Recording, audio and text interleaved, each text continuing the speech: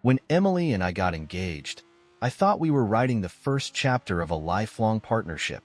We'd been together for 3 years, building a relationship grounded in shared dreams, laughter, and what I believed was unwavering love.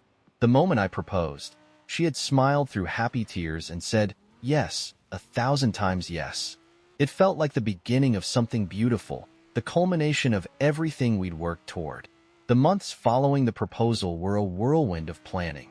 We picked out the perfect venue, an elegant garden space that would complement Emily's vision of a romantic outdoor wedding. She chose a dress that left her glowing with excitement, and we spent hours poring over guest lists, debating floral arrangements, and tasting wedding cakes. Every detail felt like a step closer to the future we were building together. Then, one quiet evening, everything changed. We were sitting on the couch, her laptop perched on her knees as she worked through seating arrangements. I was flipping through a brochure for honeymoon destinations, already dreaming about the adventures we'd share as newlyweds. Out of nowhere, Emily closed her laptop and turned to me, her expression hesitant. "I need to talk to you about something," she said, her voice unusually serious. "What's on your mind?" I asked, setting down the brochure. She hesitated, her fingers fidgeting with the edge of her sweater. "I've been thinking, maybe we need a break." At first, I didn't understand. A break? From what? "From us," she said, her eyes darting away from mine. "Just for a little while." Her words hit me like a freight train. "What are you talking about?" I asked, my confusion quickly giving way to a sinking feeling in my chest. "It's not you," she said quickly, as though anticipating my reaction. "It's just, everything feels so overwhelming right now. The wedding, the planning, the pressure. It's a lot." "Emily, we've been planning this together," I said, trying to keep my voice calm. "I thought we were excited about this." "I am," she said, but her tone lacked conviction. "It's just, I need time to clear my head, to figure things out." Her words felt rehearsed, like she'd spent hours preparing this conversation. "What exactly do you need to figure out?" I pressed. She sighed, finally meeting my gaze. "I've been talking to some of my college friends," she said. "They're planning a trip to Europe, a once-in-a-lifetime kind of thing. And I think I need to go." My jaw tightened. "A trip to Europe," I repeated, the words tasting bitter in my mouth. "That's why you need a break? To go on vacation with your friends?" "It's not just a vacation," she insisted. "It's about experiencing the world, reconnecting with myself before we settle down." "Reconnecting with yourself?" I said, struggling to keep the frustration out of my voice. "Emily, we're about to get married. Isn't that about connecting with each other?" She looked away, her hands clasped tightly in her lap. "I just feel like I need this," she said softly. "And if you love me, you'll understand." I stared at her, struggling to process what she was saying. For years, I had believed in our partnership, in the idea that we were a team. But now, she was telling me she needed time away, not just from the stress of wedding planning, but from me. "When were you planning to tell me this?" I asked, my voice quieter now. "I don't know," she admitted. "I've been thinking about it for a while, but I didn't want to upset you." "Too late for that," I muttered under my breath. For the rest of the evening, she talked about the places she wanted to visit, the adventures she planned to have with her friends, and how this trip would make her a better partner in the long run. But her words rang hollow. All I could hear was how easily she was willing to put our relationship on pause for a few months of sightseeing. That night, as she lay beside me in bed, I stared at the ceiling, grappling with a truth I didn't want to face. The woman I had thought I'd spend my life with might not be the person I thought she was. The days following Emily's announcement felt like walking through a fog. I kept replaying the conversation in my mind, searching for something I might have missed, some clue that this had been coming. But no matter how many times I went over it, the reality was the same. Emily had chosen a trip with her friends over the life we were building together. I tried to carry on as if everything was fine, but the tension between us was impossible to ignore. She continued making plans for her trip, researching destinations, messaging her friends, and even buying travel gear, all while expecting me to wait patiently for her to reconnect with herself. One evening, I came home to find her packing. A suitcase lay open on the bed, half filled with clothes and travel guides. "You're really doing this," I said, leaning against the doorway. She looked up, startled by my tone. "I told you I needed this," she said, her voice defensive. "And what about us?" I asked, stepping closer. "What happens to us while you're off finding yourself?" Emily sighed, setting down a pair of shoes she'd been holding. "I don't know," she admitted, "but I think this trip will help me figure it out.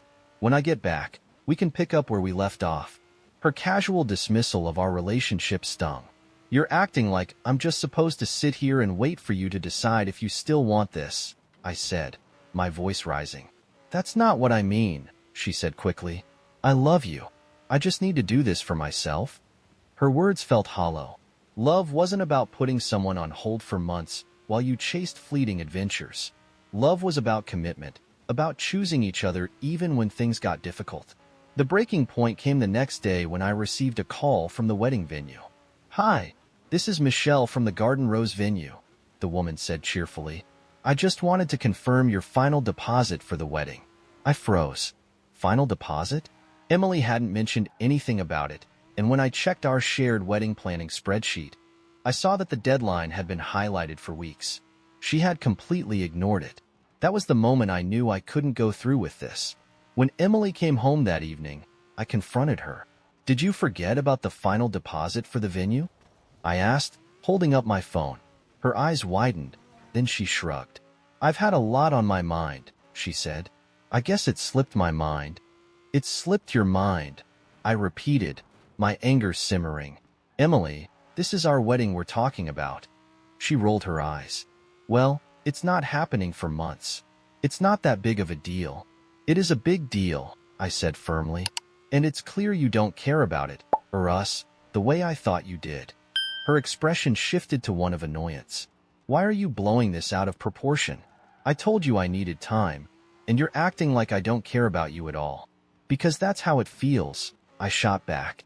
"You're so focused on this trip and your own needs that you've completely forgotten about me, about us. This isn't what I signed up for." "What are you saying?" she asked, her voice quieter now. "I'm saying I'm done," I said, the words heavy but certain. "I'm canceling the wedding." The shock on her face was undeniable. "You can't be serious," she said. "I've never been more serious," I replied.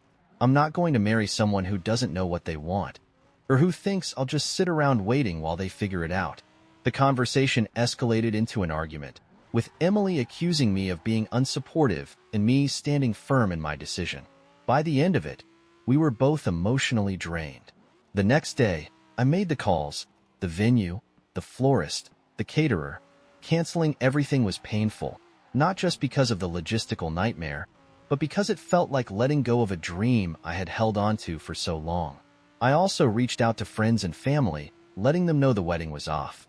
Most were supportive, though a few tried to convince me to work things out. "There's nothing to work out," I told them. "This isn't about a fight or a misunderstanding. It's about realizing we're not on the same page anymore." Over the following weeks, I focused on reclaiming my life. I cleared out the wedding-related clutter, returned the engagement ring, and started finding joy in the little things I had overlooked during the relationship: hobbies, friendships, and moments of peace. It wasn't easy. Letting go of Emily and the future we had planned together was one of the hardest things I'd ever done. But with each passing day, I felt a little lighter, a little freer. For Emily, this trip to Europe might have been about reconnecting with herself, but for me, this was about rediscovering who I was without her. Months passed, and I slowly began to rebuild my life. Letting go of Emily and the future we had planned together wasn't easy, but it was necessary. I channeled my energy into work, hobbies, and strengthening relationships with friends and family. For the first time in years, I felt like I was living for myself.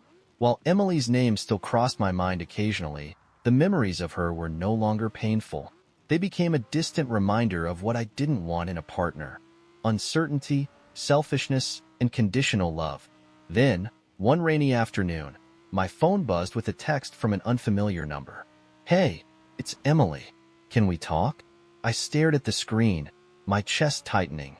It had been months since we'd spoken, and seeing her name stirred up emotions I thought I'd left behind. Part of me wanted to ignore the message, but curiosity got the better of me. "What do you want to talk about?" I replied. Her response came quickly. "I'm back in town. I really want to see you. Can we meet?" Against my better judgment, I agreed. We decided to meet at a cafe we used to frequent, a cozy spot that now felt tainted by the memory of our relationship.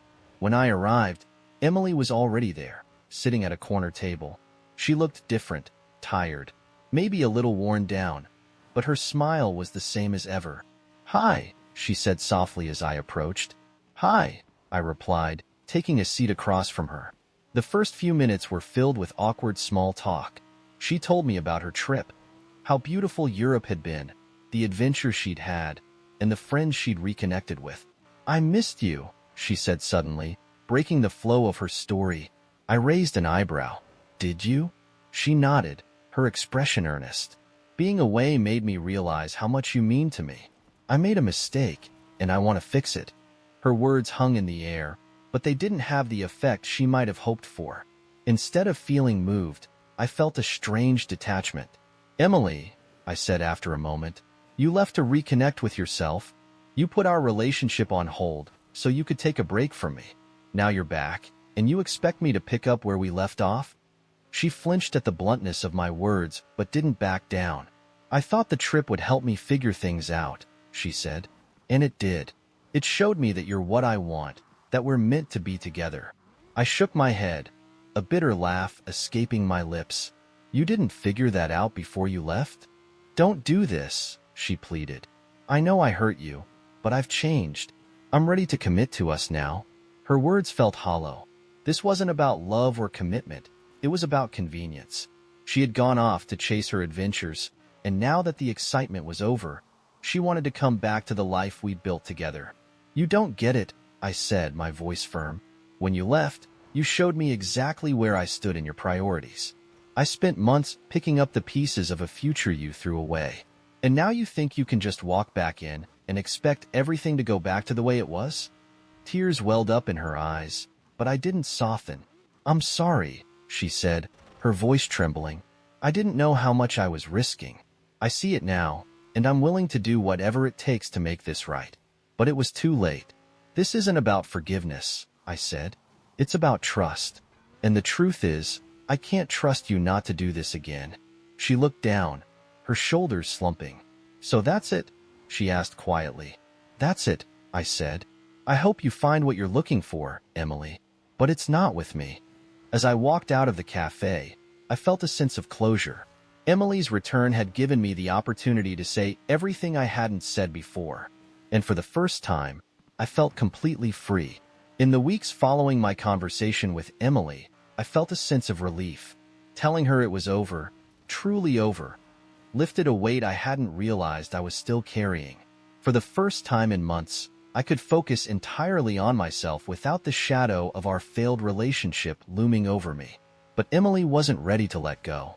At first, it was subtle. She sent a few more texts, apologizing again and asking if I'd reconsider.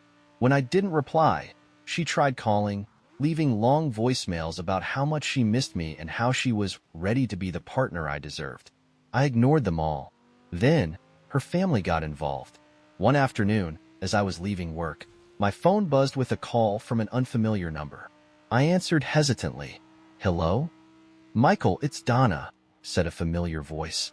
It took me a moment to realize it was Emily's mother. "Oh, hi, Donna," I said, caught off guard. "I hope I'm not bothering you," she said, her tone overly sweet. "I just wanted to talk to you about Emily." I sighed internally, already sensing where this was going. "What about her?" "She's been really upset since she got back," Donna said. "She's told me how much she regrets the way things ended and how she wants to make things right with you." "I understand that," I said carefully, "but I've already told her how I feel. We're not getting back together." Donna's tone shifted, becoming more insistent. "Michael, you two were so good together. Everyone could see how much you loved each other. Relationships take work, you know. Maybe you're giving up too easily." I clenched my jaw, frustrated by her interference. "With all due respect, Donna, this isn't something you can fix. Emily made her choice, and I've made mine. It's over." There was a pause before she spoke again, her voice tinged with disappointment. I just hate to see you both throw away something so special. I ended the call as politely as I could, but the encounter left a sour taste in my mouth. Unfortunately, it didn't end there. A few days later, one of Emily's friends reached out. We had been friendly during the relationship, but we were far from close. "Hey, Michael," she wrote in a text. "I heard about everything that happened with you and Emily. Can we talk?" I didn't respond. The next message came almost immediately. "I think you're being too hard on her. She's really sorry, and she wants to make things work. Don't you think she deserves another chance?" Deserves another chance. The phrase rattled around in my mind, filling me with equal parts anger and disbelief. Where was this concern when she decided to prioritize her European adventure over our relationship? Where was this loyalty when she was packing her bags and leaving me to deal with the fallout? I blocked the number. As more calls and messages trickled in from her circle, I realized Emily was trying to rally support to win me back. But the harder she pushed, the more resolute I became. This wasn't love. It was desperation. One evening, I sat with my best friend, Jake, venting about the situation. "She doesn't respect boundaries," I said, shaking my head. "I've told her it's over, but she keeps dragging other people into it." Jake nodded, his expression serious. "It's because she doesn't think you mean it," he said. "She's hoping if she pushes hard enough, you'll cave." "She's wasting her time," I said firmly. "I'm not going back to that." Jake raised his glass in a mock toast. "Good. You deserve better, man." His words stuck with me. For so long, I had doubted my own worth, bending over backward to accommodate Emily's needs and ignoring my own. But now, I saw things clearly. I deserved a partner who valued me as much as I valued them. Someone who didn't need a break to figure out if they wanted to be with me. The interference from Emily's family and friends eventually died down, though it left me with a lingering sense of frustration. Their attempts to guilt me into taking her back only reinforced my decision to move on. This wasn't just about ending a relationship. It was about reclaiming my independence and refusing to settle for anything less than mutual respect and commitment. For a while, things seemed to quiet down. After weeks of dodging calls and messages from Emily, her family, and her friends, I began to believe they had finally taken the hint. The silence was a welcome relief, allowing me to focus on rebuilding my life. But just as I started to feel a sense of normalcy, Emily escalated her attempts to force her way back into my life. It started with her showing up unannounced at my apartment. One evening, as I was settling in with a book and a cup of tea, there was a knock at the door. When I opened it, there she was, standing in the hallway with an apologetic smile. "Hi," she said, her voice soft. "Can we talk?" I stared at her, caught off guard. "Emily, I've already said everything I needed to say," I replied, my tone firm. "Please," she said, stepping closer. "I know I messed up, but I've been doing a lot of thinking. I'm ready to prove to you that I've changed." Her words were almost a mirror of what she'd said at the cafe weeks earlier. But this time, I didn't let them affect me. "I'm sorry, Emily," I said, stepping back to close the door. "But this conversation is over." She looked hurt, but I didn't waver. "If you won't talk to me, how are we supposed to move forward?" she asked, her voice rising. "We're not," I said firmly. "Good night, Emily." I closed the door and locked it, leaning against it as I took a deep breath. Her visit left me unsettled, but I chalked it up to desperation and hoped it would be the last time she tried to contact me in person. I was wrong. Over the next few weeks, Emily's behavior became increasingly invasive. She started showing up at places she knew I frequented, my gym, my favorite coffee shop, even the grocery store near my apartment. Each time, she'd act as if it were a coincidence, striking up conversations and trying to convince me to give her another chance. "You can't keep avoiding me," she said during one of these encounters. "I'm not avoiding you," I replied. "I'm choosing to move on, and you need to do the same." But she didn't listen. One evening, I came home to find a box on my doorstep. Inside were photos of us from happier times, along with a handwritten letter. In it, Emily poured her heart out, detailing all the ways she planned to make things right if I'd only let her back into my life. The gesture might have been touching if it hadn't felt so manipulative. I texted her immediately. Please stop leaving things at my apartment. I need space, and I've made my decision clear. Her reply came almost instantly. I'm not giving up on us. That was the moment I realized her persistence wasn't just about regret. It was about control. She couldn't stand the idea of me moving on without her, so she was doing everything in her power to keep me tethered to her. I decided to take action. The next day, I reached out to a lawyer to explore my options. After explaining the situation, they suggested sending a formal cease and desist letter to make it clear that her behavior was unwelcome and needed to stop. It might feel drastic, the lawyer said, but it's better to address this now before it escalates further. I agreed, and within a week, the letter was sent. Emily's reaction was immediate. She called me furious, accusing me of blowing things out of proportion and treating her like a criminal. I'm just trying to fix things, she shouted over the phone. This isn't fixing anything, I replied calmly. It's crossing boundaries, and I won't tolerate it anymore. After that, the visits and messages stopped. For the first time in months, I felt a sense of peace, a fragile but welcome relief from the constant tension. Once Emily's messages and surprise visits stopped, I finally began to feel like I could breathe again. The chaos she had brought into my life was gone, replaced by a quiet stillness that allowed me to focus on myself for the first time in months. At first, the silence felt strange.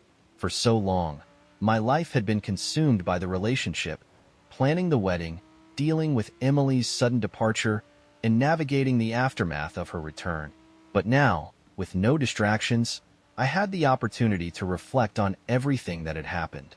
I realized how much I had lost myself in the relationship. While I had spent years prioritizing Emily's needs, her happiness, and her dreams, I had neglected my own.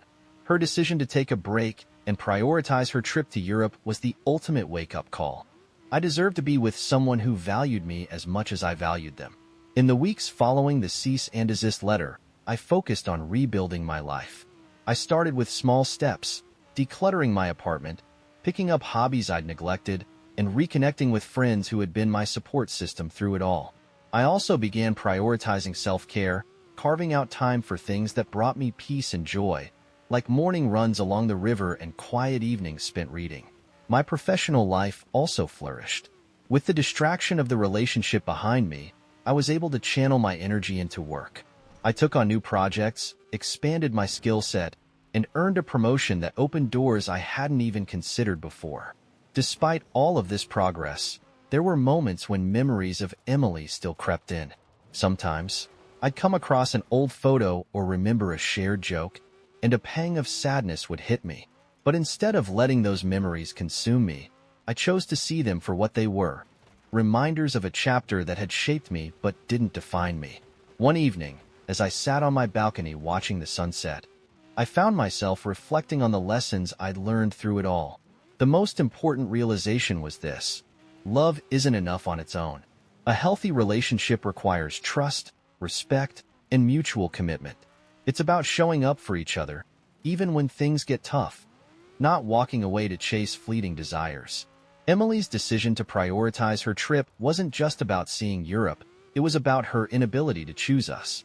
And while that realization had been painful, it had also been liberating. It showed me what I wouldn't accept in a partner and reaffirmed what I truly deserved. My friends were instrumental in helping me stay grounded. Jake, in particular, became my go-to confidant. "You dodged a bullet," he said one night over beers. "Imagine if you'd gone through with the wedding and she pulled something like this after you were married." I laughed, shaking my head. "It's a terrifying thought," I admitted. "But you're right. This whole experience has been a blessing in disguise." As time passed, I found myself becoming more open to the idea of dating again. I wasn't in a rush. After all, my priority was building a life I loved on my own. But the thought of finding someone who shared my values and was willing to build a partnership based on mutual respect gave me hope. Looking back, I realized that Emily's departure had been the catalyst for a much-needed transformation. It forced me to confront my own patterns of self-sacrifice and taught me the importance of setting boundaries. Now, my life feels fuller than it ever has. I've built a career I'm proud of, surrounded myself with people who uplift me, and discovered a sense of self-worth that doesn't rely on anyone else's validation. To anyone who has ever felt undervalued in a relationship, I want to say this: you are enough. You deserve a partner who chooses you wholeheartedly, without hesitation or doubt. And if someone can't see your worth, it's better to let them go and create space for the life and love you truly deserve. Here's to moving forward with clarity, strength, and the courage to choose yourself.